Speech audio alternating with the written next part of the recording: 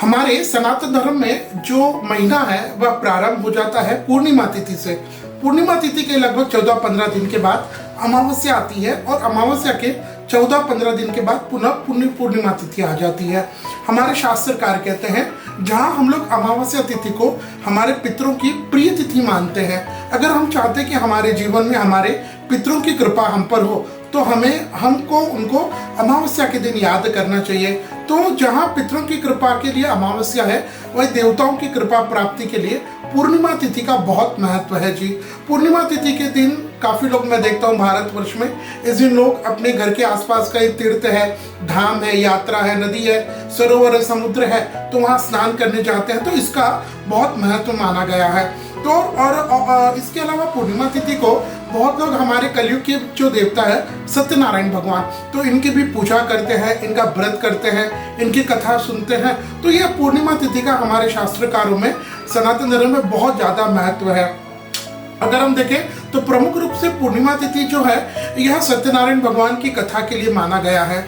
और क्योंकि यहाँ चंद्रमा की जो कला है वो बहुत छोटी हो जाती है, लेकिन इसीलिए मैं बहुत जगह ये भी देखता हूँ बहुत लोगों के मन में जैसे अमावस्या और पूर्णिमा तिथि आती है तो उनका मन थोड़ा सा अस्थिर रहता है, वह अस्थिर मन के बन जाते हैं। क्योंकि हमारी बॉडी, हमारा शरीर जैसे 70% पानी से बना हुआ है, तो ये अमावस्या और पूर्णिमा को समुद्र में ज्वार भाटा आने से हमारे हृदय में भी, हमारे मन में भी परिवर्तन आता है। तो लोगों का थोड़ा सा अननेचुरल बिहेवियर हो जाता है अमावस्या पूर्णिमा तिथि को।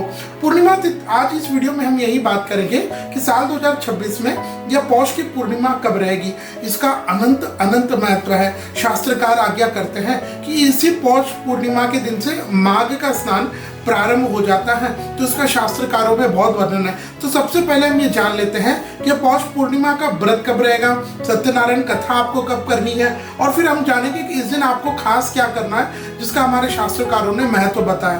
तो सबसे पहले ये समझते हैं कि पूर्णिमा तिथि प्रारंभ कब होगी और समाप्त कब होगी। तो पूर्णिमा तिथि प्रारंभ हो जाएगी 2 जनवरी 2026 को रात्रि के 6:53 और पूर्णिमा तिथि समाप्त हो जाएगी 3 जनवरी 2000 दोपहर के 3:32।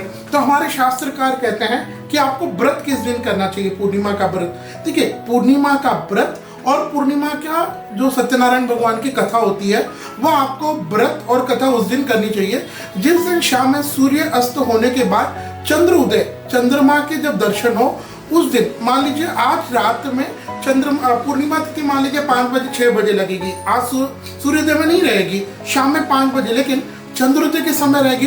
तो रात्रि व्यापिनी जब पूर्णिमा तिथि हो, जब चंद्रमा रात्रि के समय पूर्णिमा तिथि को दिखे, उस दिन हमें सत्यनारायण भगवान की कथा करनी चाहिए। उसी दिन हमें इनका व्रत करना चाहिए। वही अगर हम पितरों के श्राद्ध तर्पण की बात करें, दान पुण्य के लिए बात करें, तो इसके लिए जो विशेष बताया है वह सूर्योदय कालीन होनी चाहिए। तो आइए समझते हैं साल 2026 में यह पौष की पूर्णिमा का व्रत, सत्यनारायण कथा आपको किस दिन करनी है, श्राद्ध आदि तर्पण आपको किस दिन करना है। तो अगर आपको व्रत करना है, पूर्णिमा का व्रत, सत्यनारायण भगवान की कथा करनी है, तो वह आप शुक्रवार 2 जनवरी 2026 को कीजिएगा।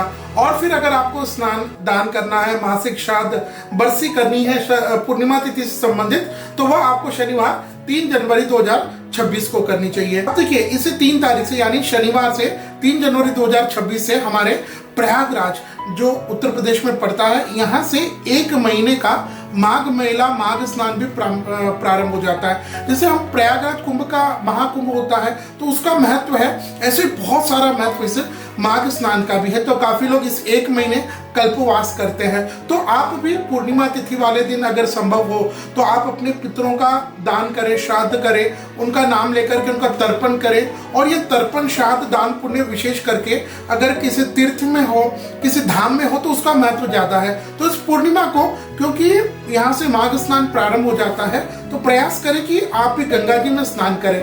अगर गंगा जी आपके घर के आसपास नहीं है, संभव नहीं है कि गंगा जी में स्नान करने के लिए जाना इस दिन, तो अपने घर के जो नहाने के पानी है, स्नान करने का पानी है, उसी में आप थोड़ा सा गंगा जल मिला करके अब मरमने हर हर गंगे मान करके गंगा जी का स्नान हम कर सकते हैं। घर में बैठ करके मानसिक स्नान हुआ।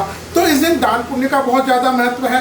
और इस दिन विष्णु भगवान के साथ साथ सूर्य भगवान की पूजा का भी बहुत महत्व है। साल 2026 में यह पौष की पूर्णिमा का जैसे मैंने पूर्व में बताया कि अगर आपको स्नान दान पुण्य करना है तो वह 3 तारीख को होगा, और पूर्णिमा का व्रत सत्यनारायण भगवान की कथा यह आपको 2 जनवरी 2026 को करनी रहेगी।